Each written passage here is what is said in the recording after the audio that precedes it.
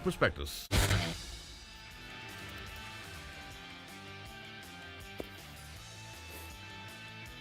नमस्कार, good afternoon. सास, बहू और सेंसेक्स के आज के इस एपिसोड में आप सबका स्वागत है। अगले आधे घंटे हम सबकी दिक्कतें दूर करने के लिए भोपाल से, मतलब मध्य प्रदेश की राजधानी से, rachnawaidya.in की रचना वैद्य आपको आपकी स्क्रीन पे नजर आएंगी। रचना जी, गुड आफ्टरनून। बस बातचीत की शुरुआत करेंगे। पहले वो toll free number, WhatsApp number, वो एक्स का आईडी यानी कि ट्विटर का आईडी, इंस्टाग्राम का आईडी और थ्रेड का आईडी स्क्रीन पर और टोल फ्री और व्हाट्सएप नंबर भी आ जाएंगे। जैसे रीच आउट करना है पर रीच आउट करिए ताकि हम लोग कांटेक्ट एस्टैब्लिश कर सकें और आपको इस शो में इनवाइट कर सके अपनी क्वेरीज पूछने के लिए। चलिए अब जरा आइए भारतीय बाजारों पे। Back to back second day कह लीजिए कंसोलिडेशन टाइप नजर आएगा आपको, पर वो जो डिफाइंड मार्कर्स हैं उसको ब्यूटीफुली रिस्पेक्ट करती हुई स्क्रीन। दरअसल कल के समीकरण क्या थे या ऑफलेट समीकरण क्या है? सबसे तगड़े कॉल राइटर्स बैठे हुए हैं 21,500 पे। आज सुबह वही हुआ था। 480 तक के हाईस थे, उसी 21,500 पे जाने से पहले बाजार पस्त पड़ा, उन्हीं जोन्स पे आके ठंडा पड़ा था। वो खुले थे मजबूती के साथ, उस जोन से ठंडे पड़ गए। और सबसे ज्यादा राइटर्स नीचे की तरफ एक्टिव का है। सबसे ज्यादा पुट राइटर्स 21,300 के आसपास एक्टिव है। इसीलिए वो, क्योंकि टेक्सचर बाजार का बाय ऑन डिप्स का है, गिरावट में खरीदारी करने का, तो कंफर्ट कहां है? उन राइटर्स के जोन्स के आसपास अगर बाजार आ रहा है तो वहां पे शायद कंफर्ट मिले एंट्री पाने का। 300 350 के आसपास के जोन्स। आज के इंटरडे एक बार फिर से दिखाइएगा चार्ट, तो उसमें दिखेगा 340 ही आज के इंटरडे लोज थे। तो अगर आपने बाय ऑन डिप्स की स्ट्रेटेजी और बेस के आसपास खरीदारी करने का मन बनाया तो बाजार ने फिर आपको ड्यूली रिवॉर्ड किया है। वो 340 वाला 440 पे खड़ा हुआ है। 100 पॉइंट की इंटरडे रिकवरी आपकी स्क्रीन पर है। हाँ, लार्जली उस बैंड में 21,500 21,300 के जोन्स पे कंसोलिडेट कर रहे हैं, पर उस बैंड में बाय ऑन डिप्स की स्ट्रैटेजी और गिरावट में खरीदारी करने से रिवॉर्ड आपके हाथ में। हमें वॉच आउट करना है ऊपर की तरफ 21,500, क्योंकि राइटर्स का जोन है, उसके ऊपर निकल रहे हैं, उसके ऊपर ट्रेड कर रहे हैं, उसके ऊपर समय बिता रहे हैं, तो शायद वो राइटर्स कवर करना है, तो फ्रेश तेजी की तैयारी कर सकता है बाजार। लेकिन जब तक वो ऐसा नहीं हो रहा है तब तक इस रेंज को स्मार्टली प्ले आउट करने की जरूरत है। खैर, रचना जी क्या कर रहे हो? निफ्टी पे आप लोग क्या वॉच आउट कर रहे हो? जी, हम तो अपने क्लाइंट्स को तो निफ्टी पे हमने थोड़ी देर पहले लॉन्ग दिया था और एक टारगेट हमने उसका कंप्लीट भी करा। हाँ। और हमारा रुझान अभी भी कंटिन्यूड रहेगा on the upside and now we are looking for levels of 21,580। तो अगर ओवरऑल स्टॉक्स जो है इंपॉर्टेंट बड़े बड़े स्टॉक्स जो है वो अगर साथ देते रहेंगे तो 21,580 तक का हाई हमें आज के दिन में दिखना चाहिए। यहाँ से 30-40 पॉइंट और ऊपर जाने चाहिए। ओवरऑल तो मार्केट साइडवेज ही है, लेकिन ये अपर एंड ऑफ द रेंज बनना चाहिए अगर अच्छे अच्छे काउंटर्स ने साथ बनाए रखा तो। हाँ, निफ्टी की कंट्रीब्यूशन प्लेट दिखाइएगा। एक बड़ा स्टॉक जिसने कल भी आईसीआईसी की कमजोरी को निगेट करके निफ्टी को एटलीस्ट फ्लैट बंद कराने में मदद कर दी थी, और आज चलाने में जो मदद कर रहा है वो है दिग्गज heavy weight Reliance industries. Nifty की कंट्रीब्यूशन प्लेट नहीं दिखाएंगे क्या? वो देखिए आ रही है, इकलौता खड़ा है तार जैसे। हमारे अपमूव्स में 35 पॉइंट निफ्टी ऊपर है, 37 पॉइंट आरआईएल का कंट्रीब्यूशन है उसमें। एक्स ऑफ आरआईएल ये बाजार फ्लैट है, इसका आसान शब्दों में मतलब ये। तो ये है आरआईएल का दमखम। कल भी ऐसे ही मूव आए थे और आज तो खैर leading from the front. Rachna ji, Reliance Industries एक बार चार्ट दिखाइए इंट्राडे। आज सुबह भी चर्चा में आया था आरआईएल, किसी एक्सपर्ट्स ने बाई की स्ट्रैटेजी और एग्रेसिव टारगेट्स भी दिए थे। एग्रेसिव मतलब इंट्राडे के लिए आते थे वो टारगेट्स। रचना जी कैसा लग रहा है? धीरे धीरे करके अच्छे मूव्स। मेरे ख्याल से कल तक का एक महीने का रिटर्न 7.5% जोड़ दी, उसमें 2% के और मूव्स। कहां जा रहा है आरआईएल का? टारगेट क्या है इस समय इस मोमेंटम का? जी, रिलायंस का चार्ट सेटअप बहुत बढ़िया है और इसका टारगेट अभी भी ऊपर वाली साइड पे फर्दर जा सकता है। यहाँ से हम फिलहाल फ्यूचर्स के हिसाब से 2575 पे है 2575, एंड मेरे हिसाब से हम यहाँ पे बहुत जल्दी 2600 और 2620 के नंबर्स फ्यूचर्स में देखेंगे with in a weeks time. तो यहाँ से 40-50 रुपए की और मूवमेंट आ सकती है 3 से 5 दिन के अंदर। बहुत बढ़िया। वही 7-7.5% कल तक था, आज 2% जोड़ लीजिए, 9-9.5% शायद डायरेक्टर साहब दिखा रहे हैं एक मंथ का चार्ट आपकी स्क्रीन पे। इस तरह से हैवी वेट 10% का मूव एक महीने में देखे गया है। अभी भी मूव्स अप मूव्स कंटिन्यू करेंगे, ऐसा रचना जी मानती हैं। पर रिलायंस की बात हुई और डिस्क्लेमर पे डायरेक्टर साहब ने रख दी थी। इस चैनल का स्वामित्व और प्रबंधन रिलायंस इंडस्ट्रीज के पास है, तो हमारी बातचीत पे अगर कोई मन कर रहा है ट्रेड और इन्वेस्टमेंट करने का, तो प्लीज़ एक फाइनेंशियल एडवाइजर जो इंडिपेंडेंट है उससे भी चर्चा करिएगा, ना कि सिर्फ इस प्लेटफॉर्म में जो शिरकत कर रहे हैं उनकी सुने। तो एक बातचीत कर लीजिएगा, क्योंकि थोड़ा सा वेस्टेड इंटरेस्ट हो सकता है। आज के जो गेस्ट हैं, मेहमान जो हैं, जो आपने क्वेरीज रेज करना है, प्लीज उनको दिखाइएगा। आज रुद्रपुर उत्तराखंड जाना है, मुंबई और साथ साथ हैदराबाद की क्वेरीज लेनी है। मैं सबसे पहले रुद्रपुर जा रहा हूं सुधा पुरोहित जी के पास। सुधा मैम नमस्ते, good afternoon. Good afternoon sir. Uttarakhand में ठंड हो जानी चाहिए अब तक, आपको देख के लग नहीं रहा ठंड है। This is all woollen. हाँ तब ठीक है। हाँ ये भोपाल में भी ठंड दिख रही है फिर तो। रचना जी बहुत ठंड हो गई क्या? नहीं इतनी ज्यादा भी नहीं हुई, अभी सनलाइट पूरी आ रही है। एक्चुअली अभी आने वाला है, बहुत ठंड का टाइम आने वाला है। हाँ नहीं, आज तो मुंबई भी प्रेजेंट था, मैं अभी एक शो के बाद बाहर गया था तो अच्छा लगा मुझे।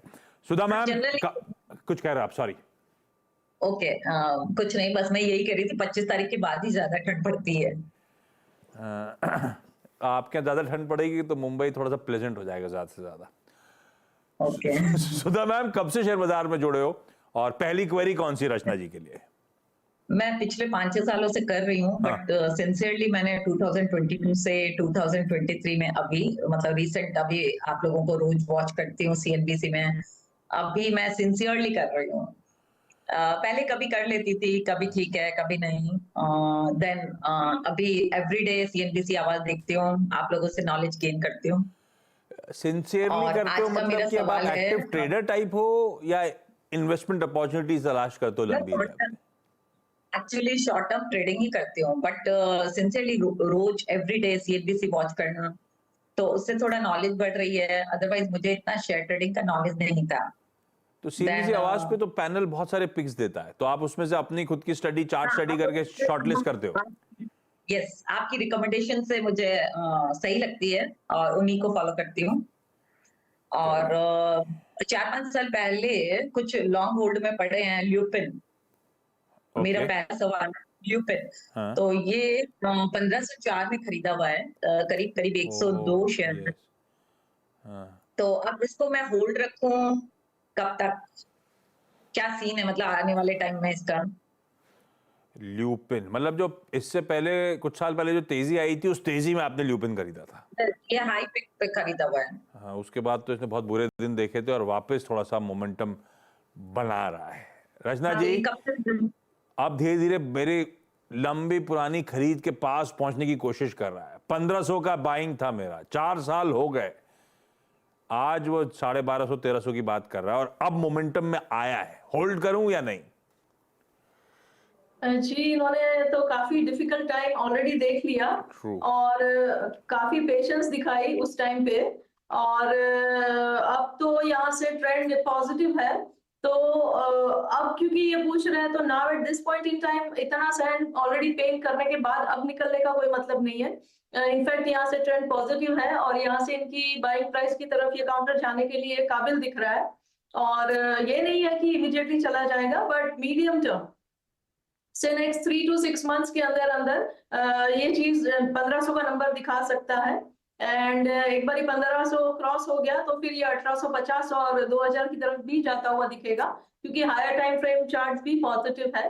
तो पूरी जर्नी है और उनको मिनिमम 3 to 6 मंथ्स का यहाँ से टाइम फ्रेम और बना के रखना पड़ेगा, तो इनका एंट्री लेवल भी आएगा और ऊपर फर्दर प्रॉफिट्स भी आएंगे।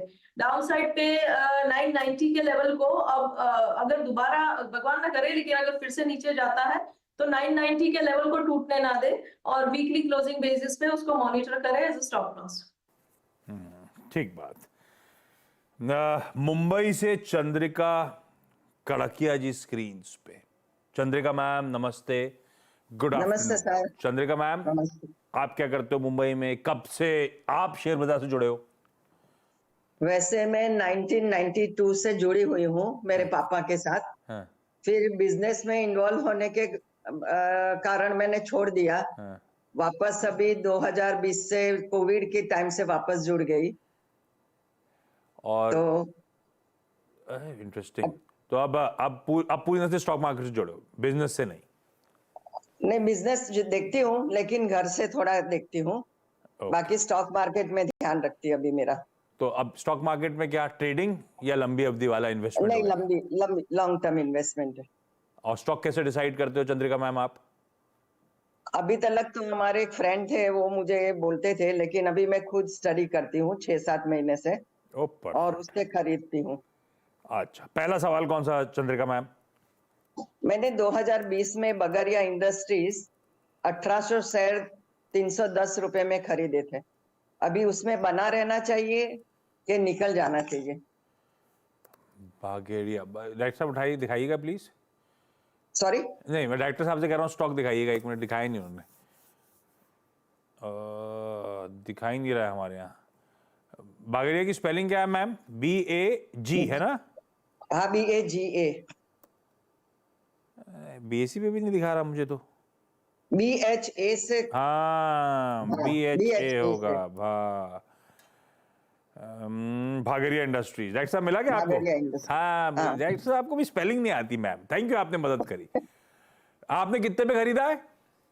310 में। 171 दिखा रहा है तो 171। हाँ, अभी और ये लॉन्ग टर्म के लिए लिया था? लॉन्ग टर्म के लिए लिया था। ये Actually, फ्रेंड ने short आइडिया term दिया के था? लिए लिया था, लेकिन बीच में निकल गया टाइम। और ये आइडिया फ्रेंड ने दिया था कि आपका आइडिया था? नहीं, फ्रेंड का आइडिया था। उसके बाद मैं जरा कोविड में बीमार हो गई, वो सब में निकल रह गया मेरे पास। Okay okay okay. Rachna ji क्या कर रहे हैं? ये तो गड़बड़ है मामला। 310 वाला अब 140 रुपए का लॉस दे रहा है।